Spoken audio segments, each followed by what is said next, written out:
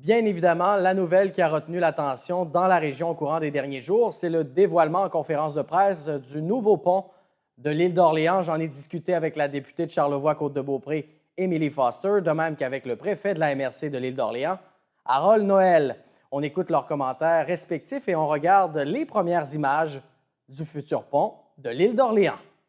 Madame Foster, bonjour. Bonjour. Là, on a plus de substance, hein? C'est plus concret. Qu'est-ce qu'on a dévoilé précisément au sujet du nouveau pont de l'île d'Orléans? On a dévoilé enfin l'avant-projet. Donc là, on a le vidéo, on a le visuel, on a les espèces d'esquisses photos là, de tout ce à quoi ça va ressembler notre pont à l'île d'Orléans, enfin. Donc, dévoilement de l'avant-projet. On a dévoilé les firmes aussi qui ont gagné l'avant-projet, l'espèce d'appel d'offres pour l'avant-projet, qui ont réalisé ces esquisses-là.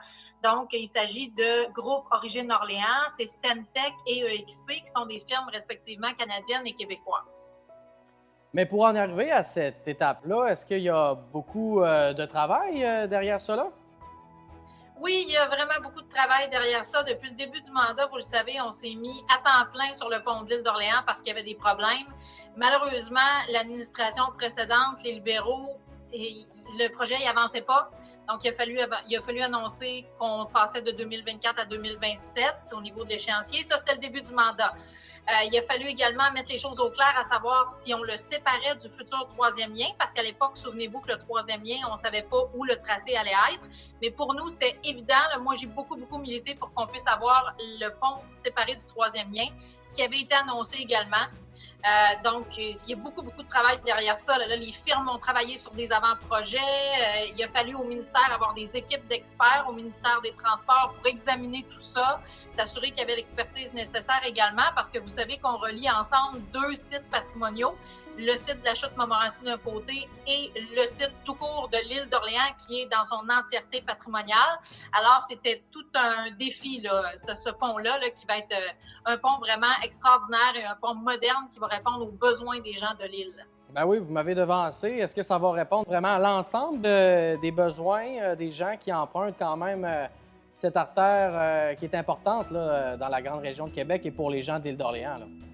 Vous savez, le dernier pont datait de 1935, celui qu'on utilise encore actuellement. Donc, c'est certain qu'il avait été fait pour les besoins de l'époque, donc très étroit, seulement pour la circulation automobile avec à peine des petits trottoirs. Là, ça va être complètement différent.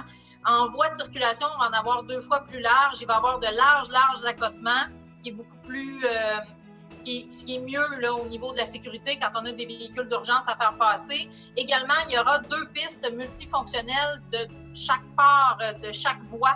Alors, ça va être vraiment un pont très large, très moderne. Je sais que certains, ça s'était parlé, peut-être voulaient 4 voies, donc 2-2, mais ça va être vraiment une voie d'un sens, une voie de l'autre. Le compromis qu'on a trouvé, c'est d'y aller avec de larges accotements en contrepartie. Mais je pense que c'est largement suffisant et selon les études qu'on a au niveau de la circulation automobile, c'est suffisant d'avoir une voie de chaque côté avec de larges accotements.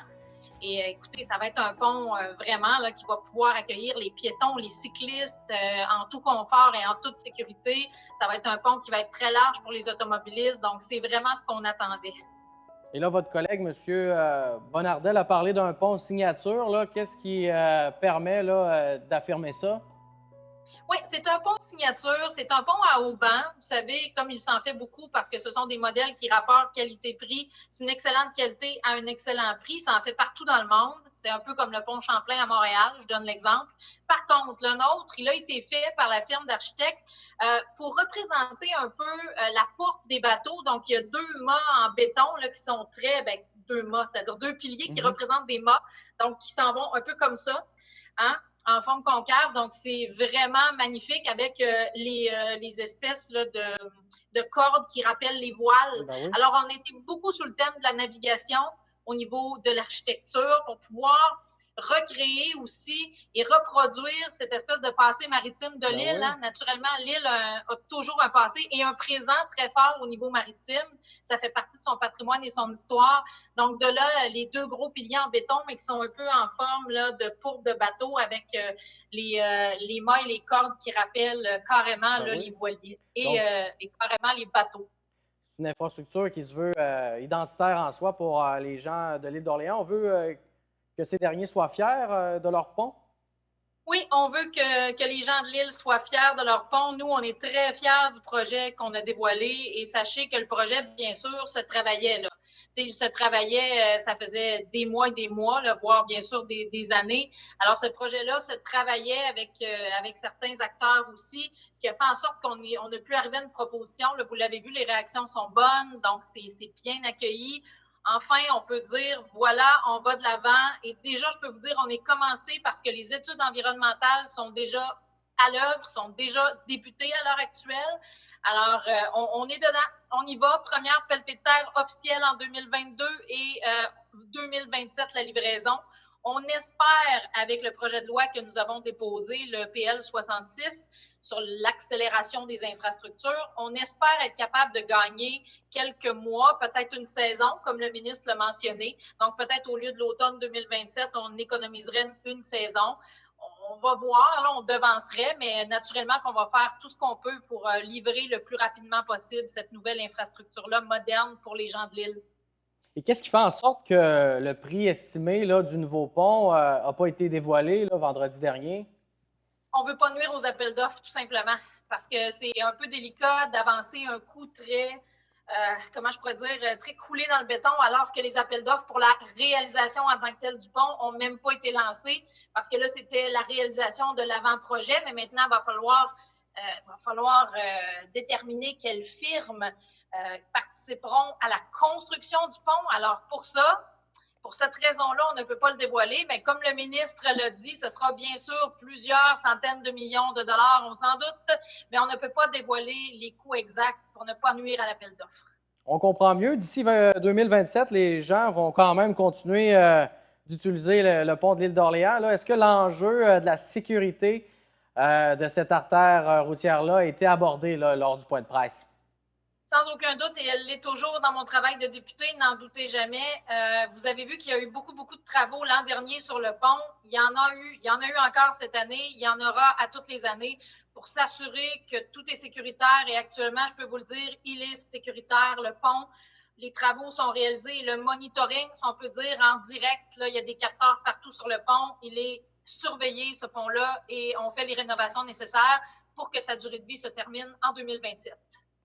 Et est-ce que vous allez consulter la population et les élus du territoire là, en lien avec le projet de nouveau pont, mais aussi la valorisation là, du pont actuel de l'île d'Orléans? Oui, exactement, parce que ce pont-là actuel, il fait partie de notre histoire. Hein? Il est important. On va le démolir parce que le maintenir en place, même simplement pour les cyclistes, je vous le dis, ça aurait été exorbitant comme coût.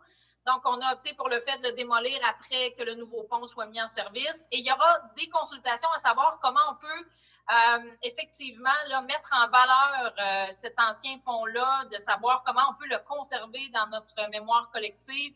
Est-ce qu'on fait, je ne sais pas, est-ce qu'on fait des tours de part et d'autre du fleuve? Est-ce qu'on fait un monument? Est-ce qu'on fait à sa mémoire? Donc, on verra, on va consulter en 2021 la population là-dessus. Mais il y a une réflexion là, qui va s'effectuer oui, à ce sujet-là. Une réflexion qui s'impose, en effet.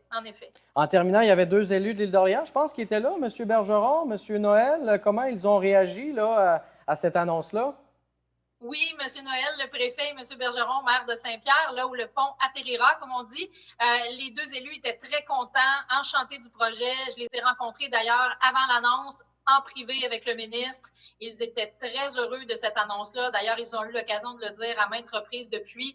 Donc, on est heureux. Pour eux, c'est clair que, bon, ça fait longtemps que ce pont-là est attendu. Donc, ils sont heureux qu'enfin, on ait les esquisses, les plans de ce nouveau pont-là, qu'on puisse savoir à quoi il ressemble. Et ça montre aussi qu'on a les deux mains dedans, comme on dit, et qu'on avance, vraiment, là, on progresse dans le projet de façon concrète.